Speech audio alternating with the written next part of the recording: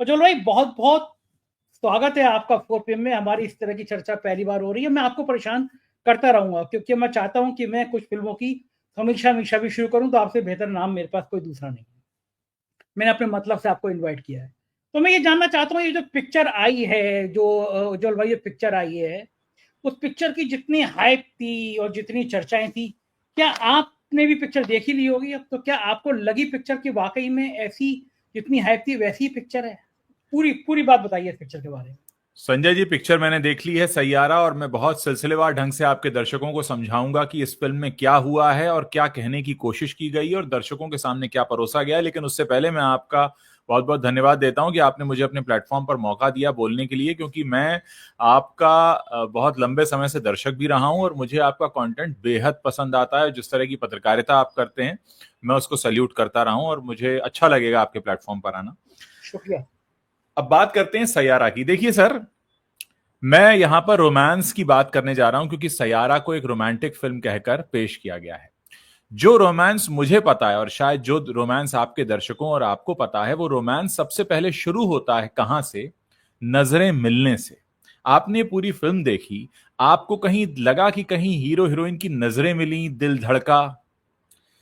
प्यार की शुरुआत कैसे होती है? देखिए, दुनिया कितनी ही आगे क्यों ना चली जाए, दुनिया में कितने ही एआई और कितने ही रोबोट्स क्यों ना आ जाएं, अगर हम इंसानी रिश्तों में प्यार की शुरुआत करते हैं तो जहां नजरें मिलती हैं, दिल धड़कता है, फिर एक दूसरे के लिए बेकरारी आती है, आप एक दूसरे को मिलना चाहते हैं, एक तड़प आती है। कोई बिल्टअप ही नहीं है इस फिल्म में।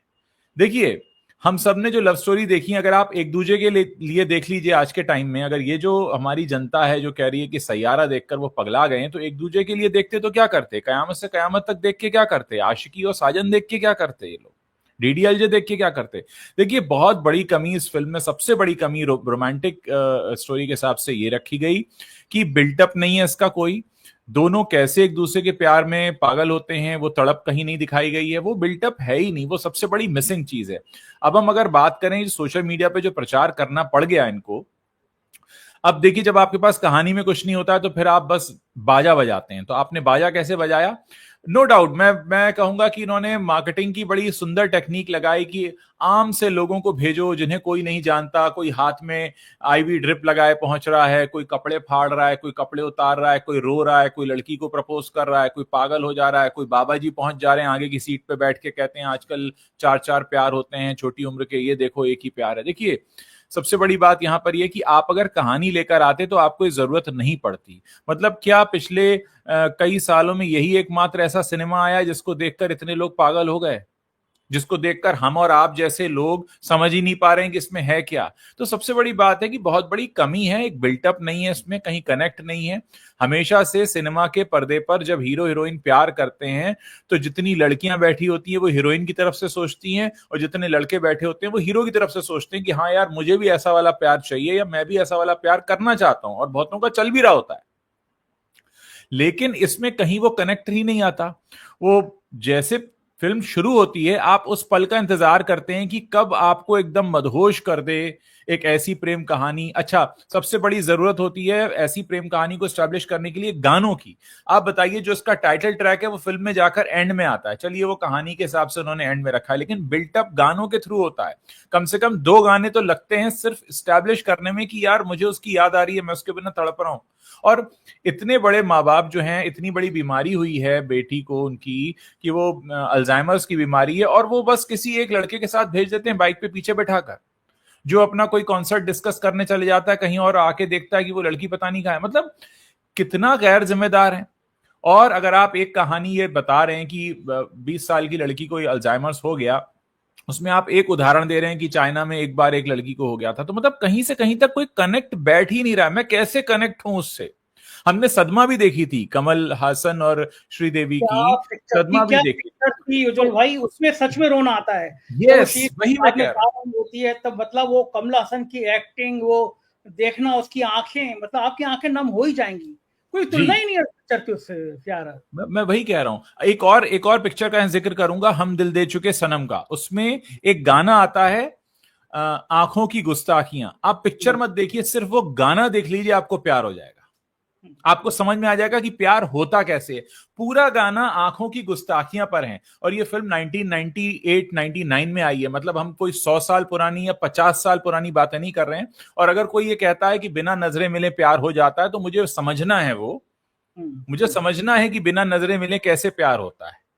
ये कौन सा प्यार है जिसमें कोई बिल्टअप नहीं है, बस अचानक से कोई आता है और फिर आपको समझ में आ जाता है। अब या तो इन्होंने उस चीज को भुनाने की कोशिश की है जो आजकल अलग अलग टर्मिनोलॉजीज चल रही हैं कि सिचुएशनशिप है, और दुनिया भर की चीजें जो आजकल आ गई हैं। एक लड़का लड़की से बात तो करता है पर प्यार नहीं करता, प्यार तो करता है पर शादी किसी और से करना चाहता है। मतलब दुनिया भर की तमाम चीजें जो आ गई, लेकिन तब भी आज हमारे आपके जैसे लोग इस दुनिया से विदा तो नहीं हो गए ना।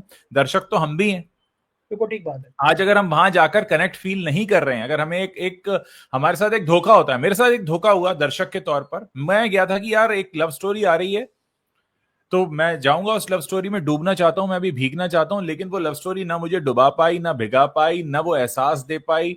तो फिर मैं बाहर आ गया हूं और एक ठगा सा देख रहा हूं। मोहित सूरी की तरफ मैं इसलिए कहना चाहूंगा, हमने उनकी आशिकी 2 देखी थी और वो भी बहुत अच्छी फिल्म थी, बहुत अच्छे हाँ, से इससे उन्होंने, इससे इससे कहीं म्यूजिक भी बेहतर है। अच्छा था। और मैं तो हैरान हूं कि मतलब मोहित सूरी ने इसे अप्रूव कर दिया, इसे आदित्य चोपड़ा ने अप्रूव कर दिया। आदित्य चोपड़ा वो हैं जिन्होंने डीडीएलजे बनाई थी, जिन्होंने हम्म, मोहब्बतें बनाई थी, हम्म, जिनके बारे में यश चोपड़ा साहब के बारे में कहा जाता है कि भाई रोमांस उनसे अच्छा कोई पर्दे पर नहीं उतार सकता था।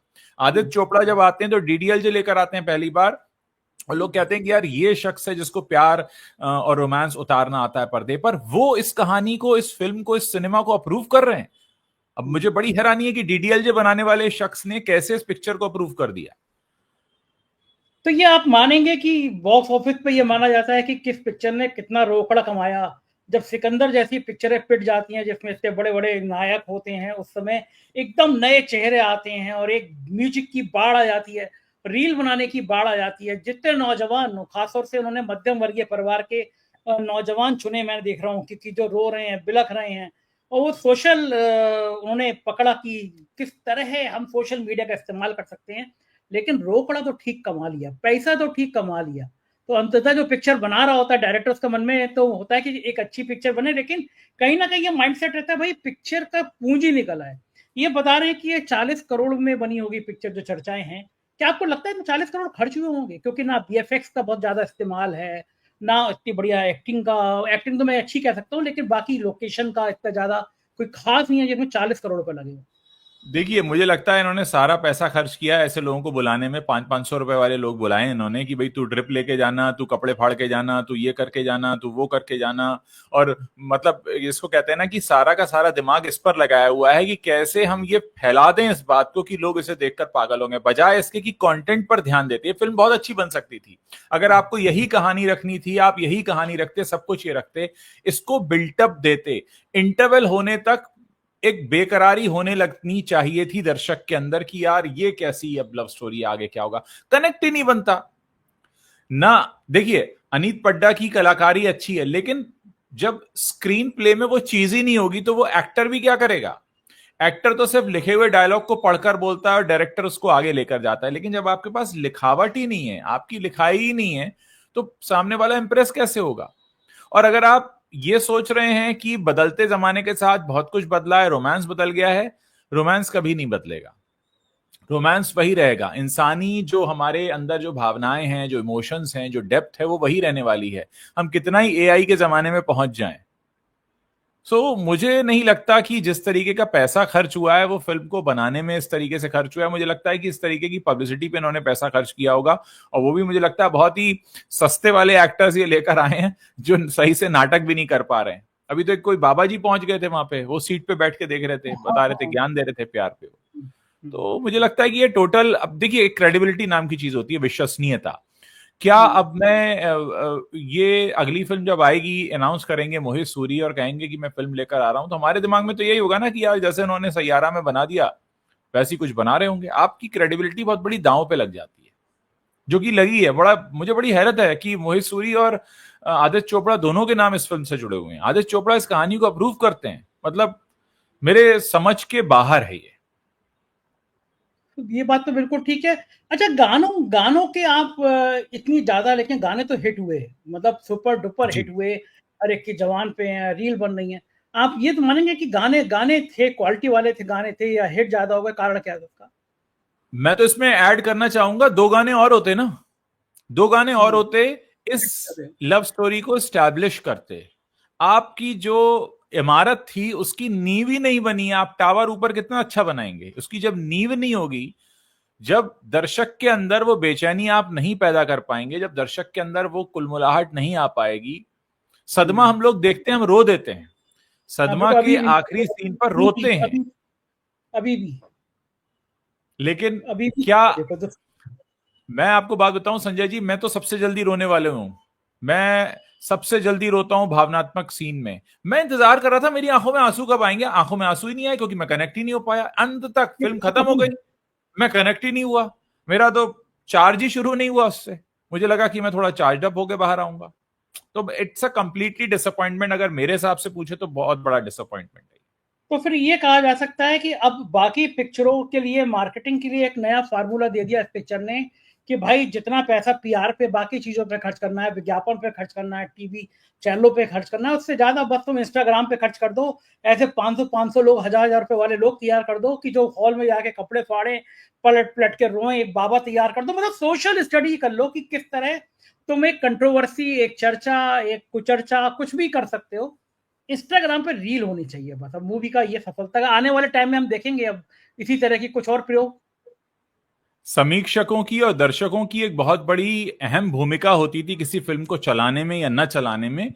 मुझे लगता है ये जो ट्रोल आर्मी आई है इसके बाद से वो खत्म हो गया है। मान लीजिए कोई भी फिल्म आती है और अगर आप ये कहते हैं कि अब मुझे फिल्म पसंद नहीं आई, एक समीक्षक के तौर पर या पत्रकार के तौर पर, तो आपके पीछे ट्रोल आर्मी लग जाती है। आपको ये साबित कर दिया जाता है कि आपने इनकी प्रतिद्वंदी पार्टी से, दूसरी पार्टी से पैसा ले लिया है। और अगर आप किसी फिल्म की तारीफ कर दें वाकई की, मुझे सिनेमा अच्छा लगा, मुझे फिल्म अच्छी लगी, तो फिर आपके पीछे पड़ जाते हैं कि आपने प्रोड्यूसर से पैसा ले लिया है। तो मतलब एक ईमानदार पत्रकार या ईमानदार समीक्षक होता है, इस बात का ये लोग भरोसा दिलाने पे तो लें कि नहीं होता है, नहीं होता है, होता ही नहीं है। यानी अगर आप सच बोल रहे हैं तो भी पैसा लेके बोल रहे होंगे, अच्छा बोल रहे हैं तो, और बोल रहे हैं पिक्चर अच्छी नहीं तो भी पैसा लेकर। मतलब अब हमारे देश की जनता के दिमाग से बात धोई जा रही है कि भाई ईमानदार पत्रकारिता या ईमानदार समीक्षक तो होता नहीं है, वो या तो पैसा लेकर अच्छा बोलता है या पैसा लेकर बुरा बोलता है, मतलब बिना पैसा लिए बोलता ही नहीं है। जबकि हो उल्टा रहा है, हो ये रहा है कि ये जो जनता जाती है ड्रिप लगा के पिक्चर देखने, आईवी ड्रिप लगा के, ये पैसा लेके जा रहे हैं, इनको सच मान लिया जाता है। और अगर कोई समीक्षक कहता है कि सही है या गलत है तो उसको गलत। तो यहां तो पूरी गंगा ही उल्टी बहने लग रही है। बिल्कुल ठीक बात है। बहुत बहुत शुक्रिया उज्ज्वल भाई, आपने पिक्चर के बारे में मुझसे इतनी बातें करी, बातें बताई, और मैं आगे भी आपको परेशान करता रहूंगा, अलग अलग बिल्कुल, पिक्चर आएंगी थैंक यू चर्चा सर। की। तो ये थे उज्ज्वल त्रिवेदी, और उन्होंने विस्तार से बताया कि ये जो दीवानगी दिख रही है, जिस पिक्चर को आप भी देखने का मन बना रहे होंगे, आप नौजवान हैं, तो उसके पीछे की कहानी क्या है। तो जाइए, मन बना के जाइए कि आपको रोना नहीं आएगा। भली वो कई सारी रील आपको इंस्टाग्राम पे ऐसे रोती बिलखती दिखाई दें, बाहर निकल के कहेंगे, पूछेंगे कहानी लिखी किसने, कहानी में अकल थी या नहीं थी। कैसे लगी आपको चर्चा, बताइएगा जरूर, अपना प्यार भरा कमेंट करिएगा, चैनल को ज्वाइन और सब्सक्राइब करिएगा। शुक्रिया, थैंक यू।